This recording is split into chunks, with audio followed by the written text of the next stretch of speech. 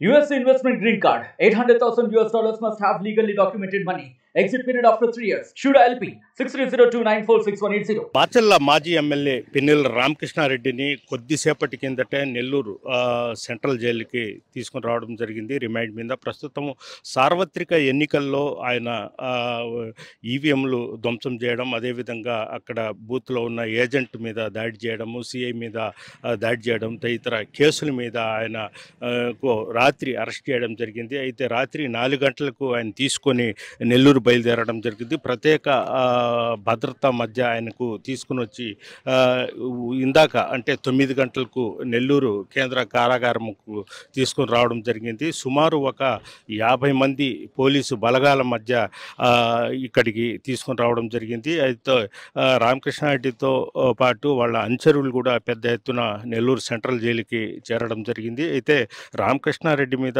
సుమారు ఒక 60 కేసుల వరకు ఉన్నాయి. గత కొంతకాలం నుంచి ఆయన బెయిల్ మీద విచారణ మీద ఆయన స్టే తెచ్చుకొని కొనసాగిస్తున్నారు. అయితే ఈ కేసులు మొత్తము మళ్ళీ తిరిగి తోడే ఏదైతే ఉన్నట్టు మనకు తెలుస్తుంది. అయితే ప్రస్తుతం మనము నెల్లూరు సెంట్రల్ జైలు వద్ద ఉన్నాము. అయితే పల్నాడు జిల్లా నుంచి వచ్చిన జీబులు అయితే మనం చూస్తున్నాము. ఈ వాహనాల్లో నుంచే ఆయన్ని తీసుకుని రావడం జరిగింది. అయితే నెల్లూరుకి 8 గంటలకు చేరి ఆయన వచ్చిన తర్వాత ఆయనకు వైద్య పరీక్షలు జైలులోనే వైద్య పరీక్షలు చేయడం జరిగింది. అనంతరం ఆయన వెయిట్ ఎంత ఉంది వెయిట్ మొత్తము రికార్డ్ చేయడం జరిగింది. ఆ తర్వాత ఆయన లోపలికి తీసుకెళ్ళడం జరిగింది.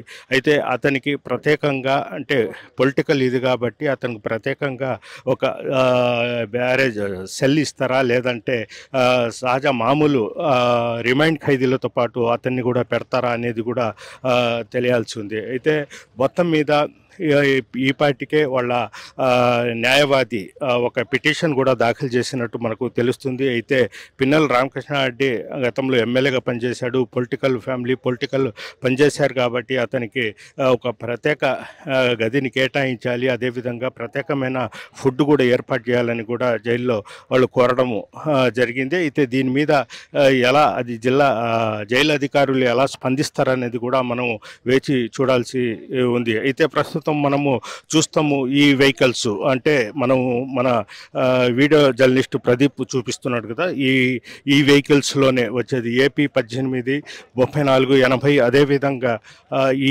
గవర్నమెంట్ పోలీసు వాహనాల్లోనే ఇక్కడ నెల్లూరు సెంట్రల్ జైలుకి తీసుకురావడం జరిగింది. ప్రత్యేక పోలీసు బలగాల మధ్య ఆయనకు ఈ తీసుకుని రావడం జరిగింది. అయితే రాత్రి 4 గంటలకి ఆయన అరెస్ట్ చేసిన తర్వాత ఆయనకు వెంటనే నెల్లూరుకి తీసుకొని రావడం జరిగింది. రాత్రి ఇక్కడికి తీసుకొని రావడం జరిగింది. అయితే 8 గంటలకు ఆయనకు జైలు దగ్గరికి తీసుకొని వచ్చిన తర్వాత ఫస్ట్ ఆయనకు జైలు వైద్యాధికారులు ఆయనకు పరీక్షించడం జరిగింది.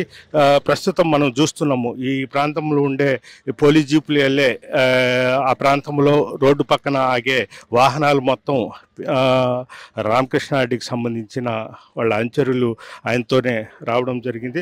మొత్తం మీద ఆయనకు జైల్లోనే వైద్యాధికారులు ఆయనకు వైద్య పరీక్షలు నిర్వహించారు. అదేవిధంగా వెయిట్ చూడడం జరిగింది. చూసిన తర్వాతే ఆయనకి జైలు లోపలికి పంపించడం జరిగింది. అయితే రామకృష్ణారెడ్డికి ప్రత్యేకంగా ఒక సెల్ కేటాయిస్తారా, అదేవిధంగా ప్రత్యేక భోజనం ఏర్పాటు చేస్తారంటే రాజకీయ ఖైదీ లెక్కలో ఆయనకు చేస్తారా లేదంటే మామూలు రిమైండ్ ఖైదీలతోనే పెడతారనేది వేచి చూడాల్సి ఉంది. వీడియో జర్నలిస్ట్ ప్రదీప్తో Gayaz, RTV, Nellore central jail నుంచి. మరిన్ని వీడియోస్ కోసం ఛానల్ ని సబ్స్క్రైబ్ చేయండి, లేటెస్ట్ అప్డేట్స్ కోసం వాట్సాప్ ఛానల్ ని ఫాలో చేయండి అండ్ లింక్ డిస్క్రిప్షన్ లో ఉంది.